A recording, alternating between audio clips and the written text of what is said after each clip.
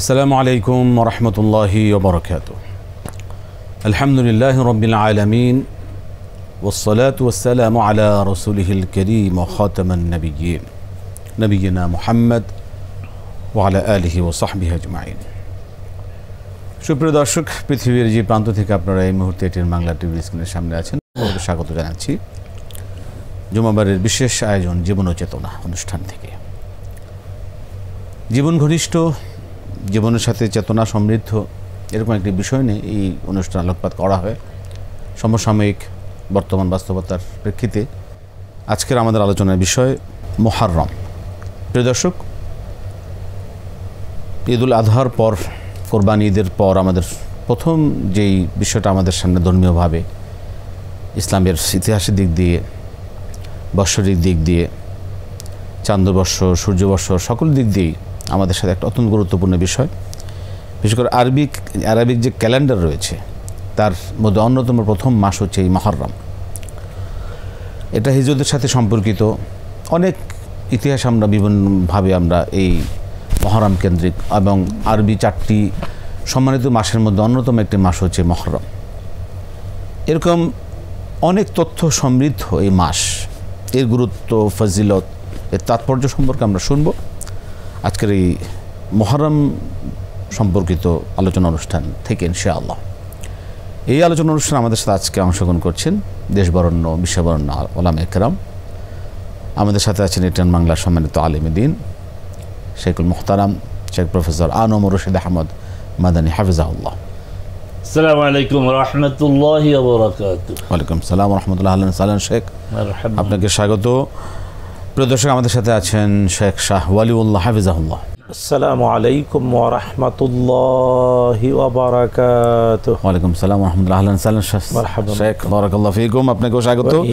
Professor আনম রশিদ আহমদ মাদানী। যেটা হচ্ছে Muharram Islamic ক্যালেন্ডারের অন্যতম একটি মাস, প্রথম মাস, এবং 4টি সম্মানিত মাসের অন্যতম মাস মুহররম।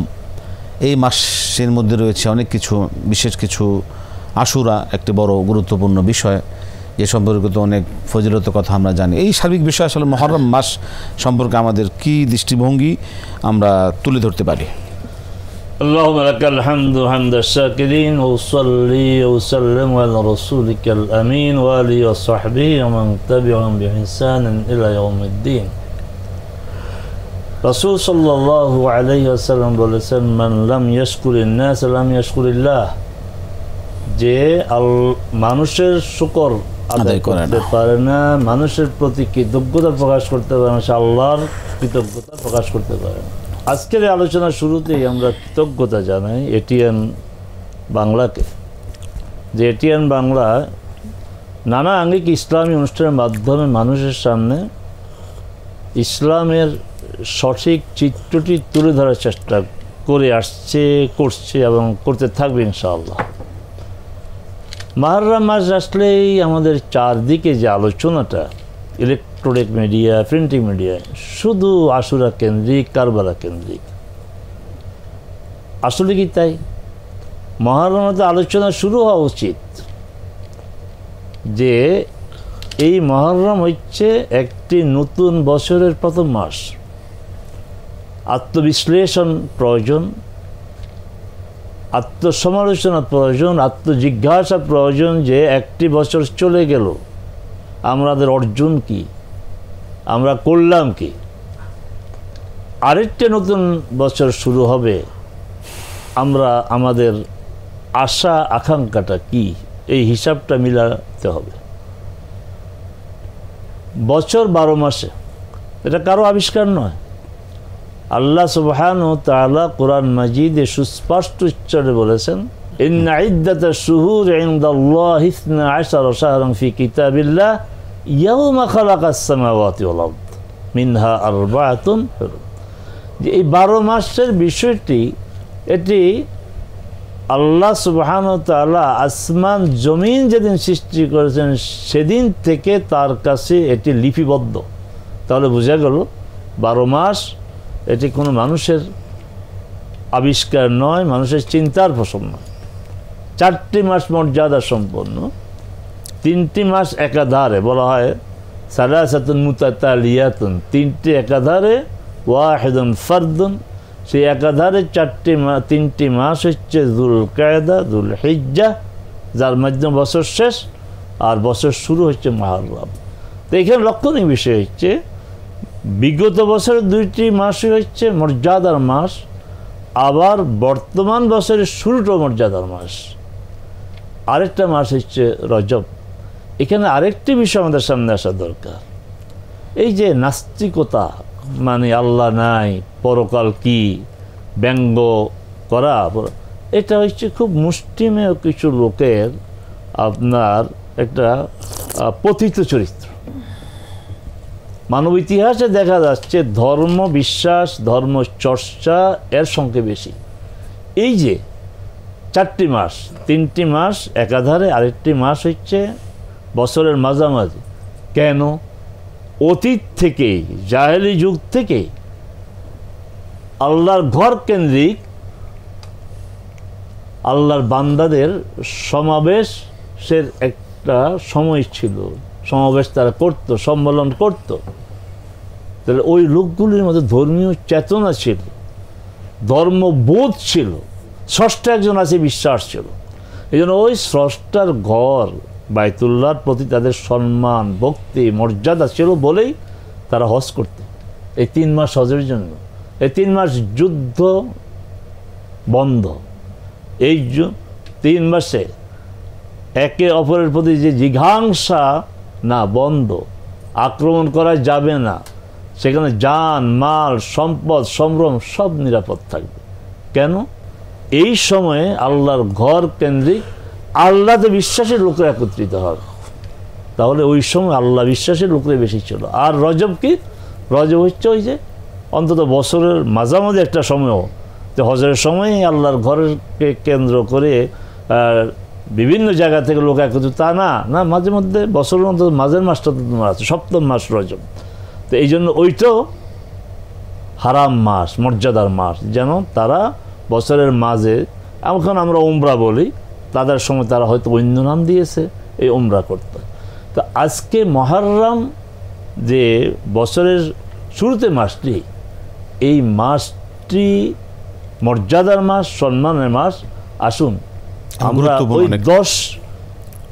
10 তারিখ আশুরা, কারবালা, ওই কেন্দ্রিক না থেকে আমরা মূল্যায়ন করি যে আমরা বিগত 1 বছর কি অর্জন করলাম, ভবিষ্যতে আমাদের প্রোগ্রামটা কী হবে। আরেকটি বিষয়, মুসলিম উম্মাহ তাদের নিজ নিজ দেশে যেই ক্যালেন্ডারে তারা মেনে চলুক, আপত্তি নাই, অঞ্চল ভিত্তিক ক্যালেন্ডার অনুসরণ করা আপত্তি নাই, ইসলাম নিরস্ত।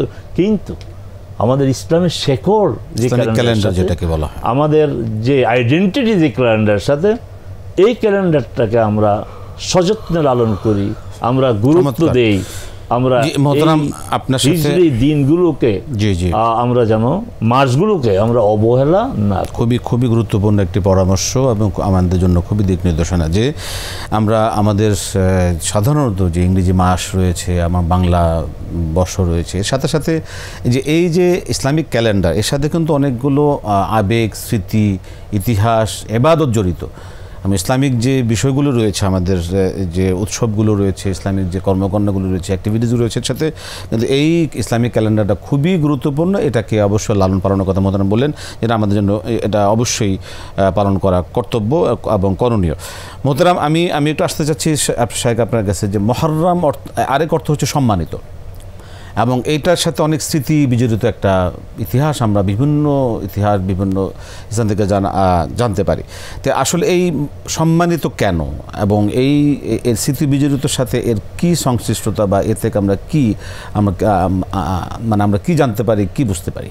বারাকাল্লাহু ফিক, আলহামদুলিল্লাহ, ওয়াসসালাতু ওয়াসসালামু আলা রাসূলিল্লাহ ওয়া বা'দ। আমি অবশ্য প্রথমে একটু যুক্ত করতে চাই, তা হলো এই যে হিজরি বছর বা আরবি বছর, মুহররম থেকে শুরু হয়, জিলহজ দিয়ে শেষ হয়। এই আরবি বছরের প্রত্যেকটি মাস এবং দিবস গণনা প্রত্যেকটি ইমানদারের উপরে ওয়াজিব 5টি কারণে। এটা সবাইকে ভালো করে জানা উচিত।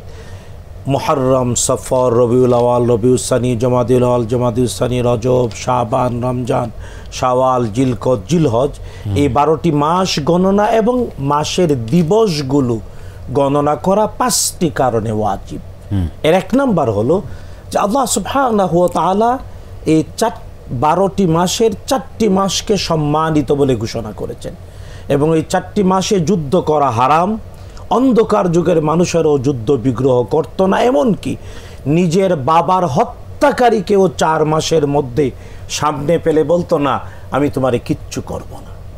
কিন্তু আফসোস এই পবিত্র মাসগুলো, হারাম মাসগুলো কখন কিভাবে আসে আর চলে যায় মুসলিম বিশ্বে আজ খবরই নাই। খুবই গুরুত্বপূর্ণ, কারণ আমরা বর্তমান সময়ে যা দেখছি এই গত 4-5 মাসের মধ্যে সবচেয়ে বেশি যুদ্ধ এবং যত অশান্তির আমরা দেখতে পাচ্ছি। আল্লাহ হেদায়েত নসিব করুন। খুবই গুরুত্বপূর্ণ। সুতরাং প্রথম হলো আল্লাহ কোরআনে সূরাতুত তাওবা 9 নম্বর সূরার 36 নম্বর আয়াতে আল্লাহ বলেছেন, যেটা উস্তাদ তেলাওয়াত করেছেন, ইন্না ইদ্দাতাশ শুহুরি ইনদাল্লাহি 12 শাহরান ফি কিতাবিল্লাহ ইয়াওমা খালাকাস সামাওয়াতি ওয়াল আরদ মিনহা আরবাআতুন হুরুম যালিকাদ দীনুল কাইয়্যিম ফালা তাজলিমু ফীহিন্না আনফুসাকুম। আল্লাহ তাআলা স্পষ্ট করে বলেছেন।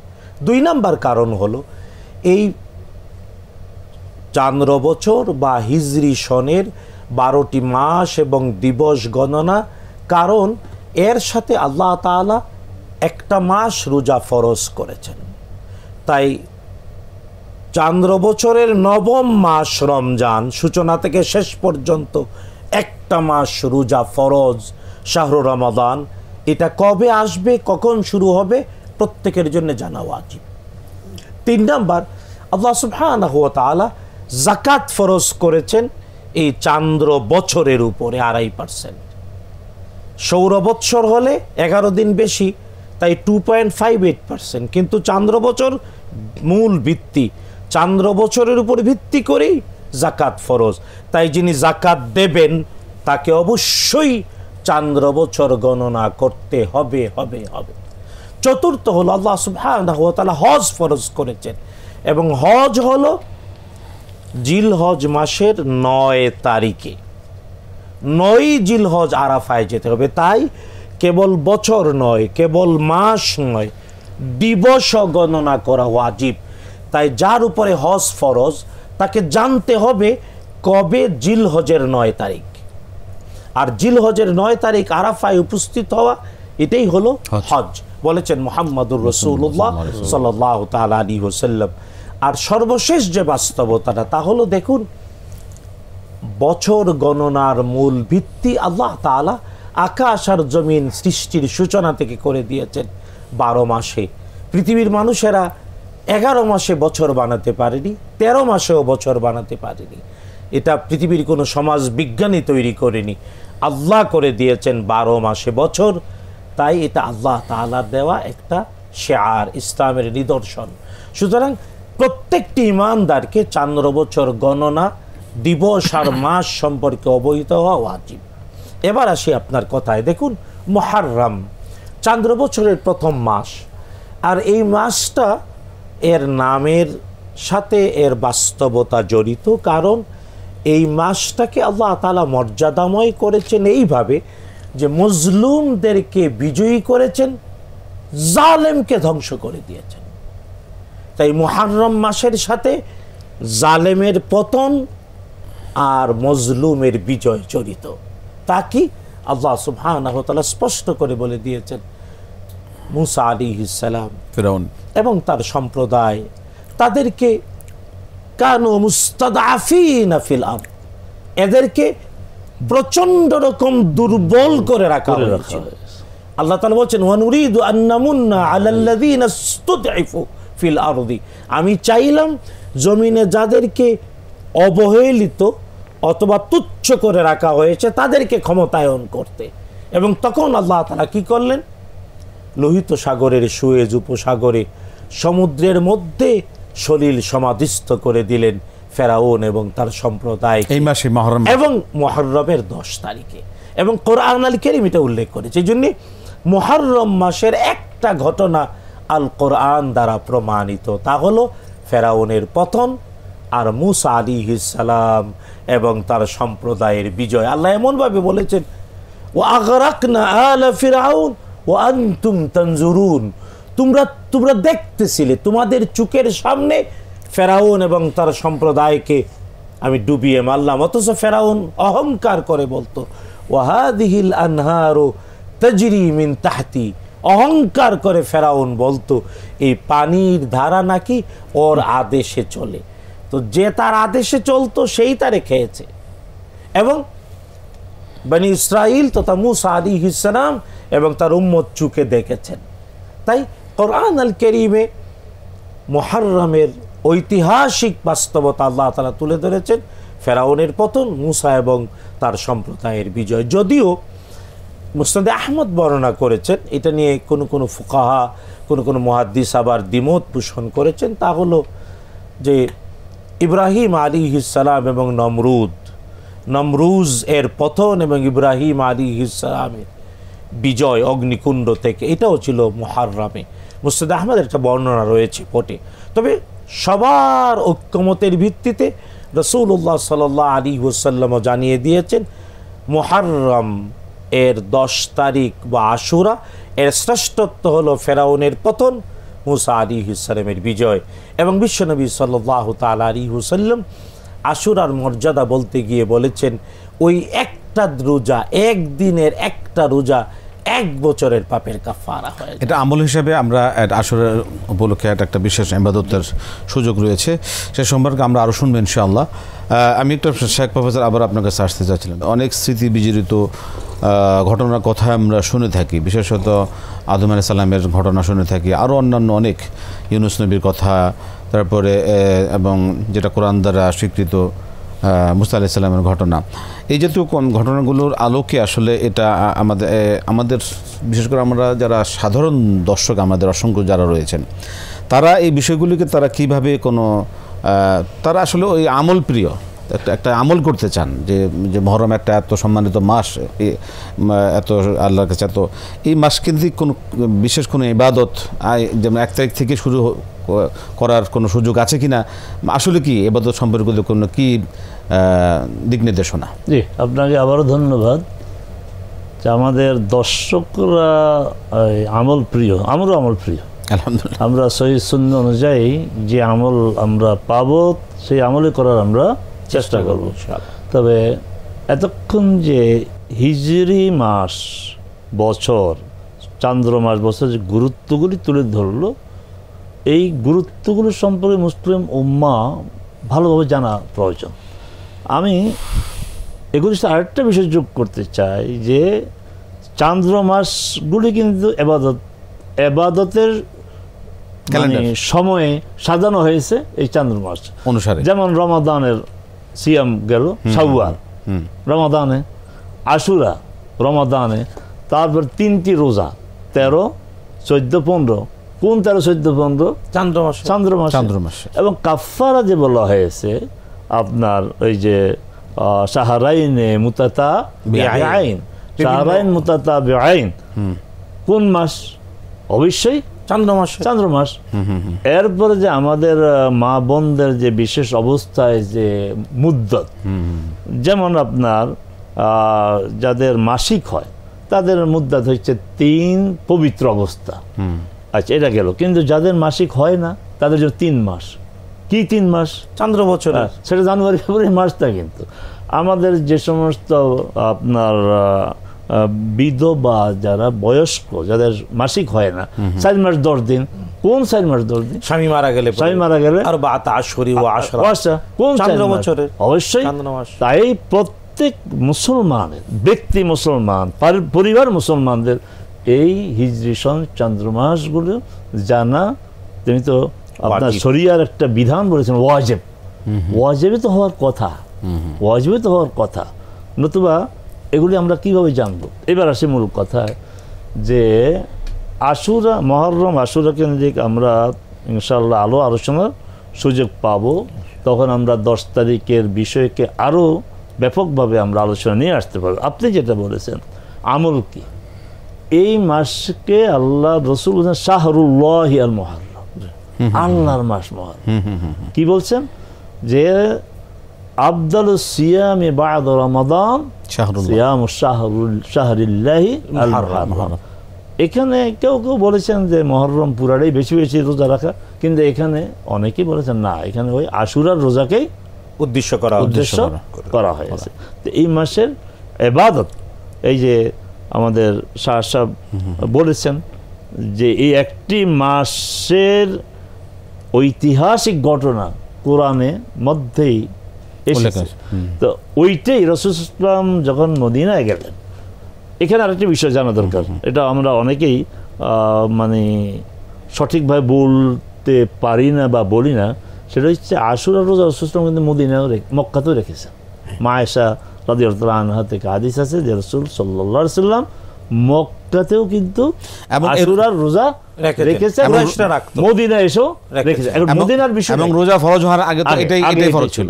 তাহলে জাহেলি যুগে কুরাইশরাই রোজা রাখতেন, আর রাসূল সাল্লাল্লাহু আলাইহি ওয়াসাল্লাম ওই সমাজে বেড়ে উঠেছেন, তিনি দেখেছেন তার মুরব্বীরা রাখে, তিনিও রাখছেন।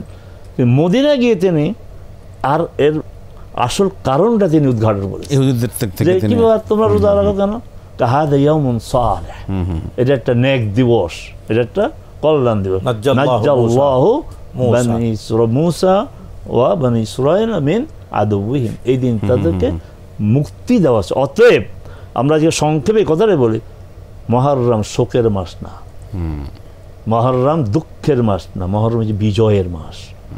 যেটা বলা হয়েছে সেটা হচ্ছে জালেমের বিরুদ্ধে মাজলুমের বিজয়, এই মাস বিজয়ের মাস। প্রিয় দর্শক, আমরা শুনছিলাম এই মাসের গুরুত্ব আমাদের কতটুকু রয়েছে, খুবই গুরুত্বপূর্ণ। কারণ আরবি ইসলামিক যে ক্যালেন্ডার, এটা সম্পর্কে আমরা অনেকেই অবগত থাকি না, গুরুত্ব দেই না, এই বিষয়গুলো মনে করি যে এটা হুজুররা জানলেই হবে, এরকম একটা ধারণা হয়ে থাকে। আসলে কি তাই? আমরা যারা ইবাদত আমাদের জন্য ফরজ, আমাদের কিন্তু এই বিষয়গুলো জানাও আমাদের জন্য গুরুত্বপূর্ণ, এবং আজকের আলোচনা থেকে মনে হচ্ছে যে এটা আমাদের জন্য জানা ওয়াজিব। কত গুরুত্বপূর্ণ বিষয়, নিজেরা এই বিষয়ে সচেতন হব, জানবো, মানবো, আমাদের ভবিষ্যৎ প্রজন্মদেরকে এই বিষয়গুলো জানানো আমাদের খুবই প্রয়োজন। আমরা আসবো শেষের দিকে চলে আসছে, একদম সময় খুব সংক্ষিপ্ত। অনেকে এই মহরমকে কেন্দ্রিক অনেক কিছুকে থেকে তারা পরিহার থাকেন, বিশেষ করে তো কারণ এই মাসে কোনো বিয়ে দেওয়া যাবে না, এই মাসে কোনো আনন্দ উৎসব করা যাবে না, এই মাসে কোনো ইয়ে করে, আসলে কি ইসলামকে এই ধরনের কোনো দেয় কিনা আমরা দর্শকদের বলবেন। মূল ব্যাপার হলো মুহররম মাসে প্রয়োজনের সব কিছু করবে, বিবাহ শাদী করবে, যতটুকু তার আনন্দ শরীয়তের ভিতরে থেকে করতে পারে, এটা কেবলমাত্র অতিরঞ্জিত করে মুহররমকে উপস্থাপন যারা করেন তাদের বক্তব্য। শরিয়ায় এর কোনো নির্দেশনা এইভাবে নাই, বরং মুহররম আল্লাহ তাআলার মাস, এবং এই মাস জয়ের মাস, এই মাস জালেমের পরাজয়ের মাস। শুধু তাই না, কারবালার ঐতিহাসিক ঘটনার দ্বারা এটাও প্রমাণিত। বিখ্যাত কবিতা আছে যে কারবালা আসলে হুসাইন রাদিয়াল্লাহু তাআলার শাহাদত বটে, তবে মূলত এজিদ এবং তার অনুসারীদের চিরন্তন পরাজয়। চমৎকার। আমরা শেষ করব, অনুষ্ঠানের শেষ পর্যায়ে চলে এসেছি। মহরম একটি বিজয়ের মাস। মহরম সেক্ষেত্রে আনন্দ উৎসবের ক্ষেত্রে ইসলামী শরিয়ার আলোকে যতটুকু আমাদের সে সীমাবদ্ধ রয়েছে, সেই অনুযায়ী আনন্দ উৎসব করাও নিষেধ করে না। এবং এই মাসটি যেমন আমাদের জন্য বিজয় রয়েছে, এই মাসে কিন্তু আবার মুক্তিরও রয়েছে। কারণ একটি রোজায়, এই মাসের একদিনের রোজা বিগত এক বছরের গুনাহ মাফ হওয়ার যে একটা আশুরার রোজার ফজিলত সম্পর্কে আমরা জানি। অনেক ইতিহাস, অনেক ফজিলত, অনেক আমরা শুনবো ইনশাআল্লাহ, যেগুলো কোরআন হাদিস দ্বারা একদম সুনির্দিষ্টভাবে যেগুলো প্রমাণিত, সেগুলির ক্ষেত্রে আমাদেরকে আমার বিশ্বাস, আমাদের শিক্ষা দীক্ষা নেওয়ার সুযোগ রয়েছে। মোহতারাম, আপনাদেরকে অসংখ্য ধন্যবাদ। জাযাকুমুল্লাহু খাইরান, বারাকাল্লাহু ফিকুম। অনেকগুলো বিষয় আমরা অবগত হলাম, বিশেষত এই মাস সম্পর্কে, আরবি মাস সম্পর্কে ইসলামিক ক্যালেন্ডার হিসেবে আসলে আমরা সচেতন হই, সকলে মিলে সচেতন হব, এবং এই বিষয়গুলো জানা মানা আমাদের প্রত্যেকেরই ওয়াজিব। আল্লাহ পাক আমাদের কবুল করুন। আজকে শেষ করতে হচ্ছে, বিদায় নিচ্ছি। আসসালামু আলাইকুম ওয়া রাহমাতুল্লাহি ওয়া বারাকাতুহু।